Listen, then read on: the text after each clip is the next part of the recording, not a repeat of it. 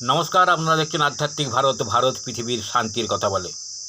যারা কীর্তন করে কীর্তনিয়া এবং যারা জলসা করে মুসলমানদের মোল্লারা, তাদের কাছে অনুরোধ, আপনারা ওই জলসার মাহফিলে দর্শকদের কাছে, শ্রোতাদের কাছে একটা কথা ঘোষণা করুন, একটা শপথ বাক্য আদায় করে নিন যে এই জলসার আসর থেকে গিয়ে আগামীকাল থেকে আর আমরা মিথ্যা কথা বলবো না।